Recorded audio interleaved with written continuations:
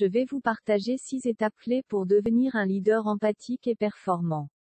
Savez-vous que 90% de notre temps est basé sous le signe d'une émotion en arrière-plan? Savez-vous que la capacité moyenne de reconnaissance des émotions est de 62,7%? Vous êtes-vous déjà senti incapable de contrôler vos impulsions, puis frustré regrettant votre réaction? Vous êtes-vous déjà dit que, mieux vaut cacher ses émotions que de les exprimer? Vous êtes-vous déjà retrouvé désarmé face à la tristesse ou la colère d'un de vos collaborateurs, sans trouver les mots justes? Vous êtes-vous déjà demandé comment développer une culture de groupe basée sur la confiance et la collaboration positive? Vous avez essayé d'être à l'écoute mais vous avez l'impression de vous y être mal pris? Vous avez essayé de contenir vos propres émotions pour éviter de mal réagir mais vous êtes passé pour quelqu'un d'austère, de froid. Vous avez essayé de questionner votre interlocuteur sur l'origine de sa réaction émotionnelle mais sans résultat, la relation s'est encore plus tendue? Vous avez essayé d'expliquer ce que vous attendiez en termes de comportement mais ça n'a pas semblé apaiser? Vous voulez améliorer la qualité des relations avec votre équipe basée sur la bienveillance et la confiance sans perdre votre rôle de leader.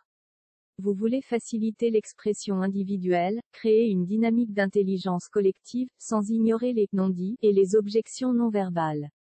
Vous voulez maximiser l'efficacité de l'équipe, source de performance, en évitant les dialogues de sourds où frustration et déception ternissent les relations?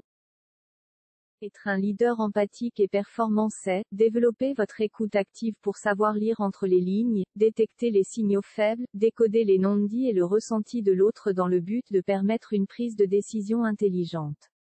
Apaiser l'autre en trouvant les mots justes pour permettre de créer un échange constructif et de valeur.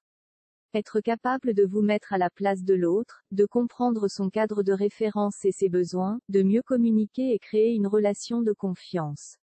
Traiter l'autre de manière juste et avec respect. Avoir conscience de vos propres émotions et contrôler vos impulsions pour être en capacité de promouvoir la recherche de solutions collectives et prendre de meilleures décisions. Cultiver les états dynamisants, confiance, force intérieure, conviction, optimisme qui permettent de capter les ressources dont vous et votre équipe disposez. Savez-vous que la reconnaissance et la régulation des émotions est une des clés de l'efficacité et du succès d'une équipe? Selon une étude récente, l'intelligence émotionnelle des leaders prédit mieux la performance des équipes que l'intelligence cognitive générale, recherche menée dans 15 pays par l'équipe de Ange auprès de 40 organisations. Avoir un niveau de compétences émotionnelles et sociales développé n'est plus un nice to have mais un must have, notamment pour les métiers où les relations humaines et l'efficacité collective sont prépondérantes. Voici 6 étapes pour progresser. 1. Connaître l'empathie et les 12 émotions primaires. 2. Reconnaître les signaux émotionnels du langage non verbal. 3. Comprendre les déclencheurs et les fonctions des émotions. 4. Écouter et entrer en résonance avec son interlocuteur. 5. Se mettre à la place de l'autre pour comprendre son besoin. 6. Adapter son comportement de manière appropriée. Nous allons voir ensemble chacune de ces étapes importantes. L'empathie cognitive est la capacité à identifier, à comprendre et à prendre en compte les émotions et les pensées d'autrui, sans s'identifier à lui. L'empathie est une compétence clé du leader performant notamment pour piloter des équipes et retenir les talents. Les 12 émotions primaires se caractérisent par des expressions faciales transculturelles. On parle de PFE lorsque les micro-expressions faciales suffisent à reconnaître les émotions. Ces 7 émotions sont la peur, la colère, le mépris, le dégoût, la tristesse, la joie et la surprise. Quelles sont, selon vous, les 5 émotions restantes? Comment reconnaître les signaux émotionnels? Les expressions faciales représentent le premier canal de langage non verbal des émotions. Les micro-expressions sont les signaux très fiables des émotions, déclenchés en moins de 500 millisecondes par le système limbique. Il est possible d'apprendre à reconnaître ces signaux émotionnels et de s'entraîner à les voir. Il est aussi très utile de développer son vocabulaire émotionnel afin de nommer correctement l'émotion ou le sentiment identifié. Verbaliser son émotion ou celle de son interlocuteur permet d'apaiser l'amygdale et donc d'éviter la réaction à chaud. L'objectif est d'accéder plus facilement à ces ressources pour être capable de choisir un comportement approprié. Comprendre les déclencheurs et fonctions des émotions. Prenons l'exemple de la joie. Le déclencheur de la joie est l'atteinte des objectifs, la satisfaction des besoins, l'accomplissement des désirs ou des rêves. La fonction de la joie est la motivation future, la coopération. Prenons un autre exemple, la peur. Le déclencheur de la peur est la menace du bien-être physique ou mental. La fonction de la peur est d'éviter la menace ou réduire les dégâts attendus. Pour résumer, les émotions sont des messagers et elles sont vos alliés. Écoutez et entrez en résonance. Dans un premier temps, remarquez un signal non verbal et observez.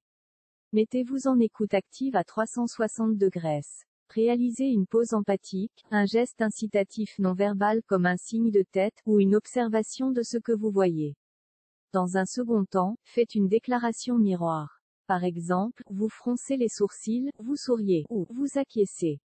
Dans un troisième et dernier temps, procédez à une interprétation bienveillante invitant au dialogue. Dites par exemple, si je vois bien, vous êtes déçu, ou vous semblez sceptique, ou je sens que cela vous rend triste. Se mettre à la place de l'autre. Changer de chaussettes et de lunettes. Décrivez la situation comme si vous étiez dans les chaussures de l'autre. Comprendre son cadre de référence. Imaginez ses pensées, ses émotions, ses blessures, ses besoins. Encouragez l'autre à exprimer ses frustrations, de manière constructive et utile à la collaboration. Respectez les émotions de l'autre. Adaptez son comportement de manière appropriée. Identifiez le besoin primaire non satisfait de votre interlocuteur parmi les 4 systèmes de motivation neurobiologique de base. Identifier, comprendre et réguler ses propres émotions pour agir en conscience et ne pas réagir sous l'emprise d'une émotion. Faire un stop. Quel message m'envoie mon émotion? Quel besoin n'est pas satisfait? Quelles sont les stratégies d'action qui s'offrent à moi? Adopter un comportement approprié vers le but recherché et aligné avec vos valeurs pour une communication bienveillante et empathique. Le shift émotionnel avec le modèle SNSP. Situation. Il s'agit ici de constater et accepter la situation telle qu'elle est, et l'autre tel qu'il est, en étant responsable de la façon dont vous répondez. Négatif. Ensuite, identifiez et accueillez vos émotions désagréables, en prenant conscience de vos états physiologiques, augmentation du rythme cardiaque par exemple, sans vous replier sur vous-même et en écoutant votre dialogue interne. Stop. Extrêmement efficace. Marquez un stop. Meilleure façon de stopper un chemin neuronal toxique, puis respirez profondément et lentement, reconnaissez la difficulté de l'instant présent, réduisez la charge émotionnelle en exprimant votre ressenti, regardez loin, prenez de la hauteur, rassurez-vous sur votre capacité à faire face. Positif, passez à un état positif, pratiquez l'empathie, mettez-vous à la place de l'autre, posez-vous les questions suivantes. Si j'étais un observateur externe calme et bienveillant, comment verrais-je la situation? Comment gérer la situation? De quelles ressources je dispose pour agir? Quelle posture? Quels mots? Quelles actions puis-je adopter pour opérer un changement optimal à long terme? Et vous, quel est votre niveau d'intelligence émotionnelle et celui de votre équipe? Développer son intelligence émotionnelle commence par l'évaluer. Le diagnostic EQI 2.0 du Dr Baron est l'outil le plus reconnu dans le monde pour évaluer ses compétences émotionnelles et sociales et celles d'un groupe. Accélérateur de réussite, ce modèle a aussi été développé sous l'angle du leadership. Je vous invite à contacter Sapiens Coaching pour en savoir plus. Les recherches menées par Goleman, Boyazzi et McKee montrent qu'un haut niveau d'intelligence émotionnelle crée un climat où le partage d'informations, la confiance, la prise de risque saine et l'apprentissage fleurissent. Merci et à bientôt.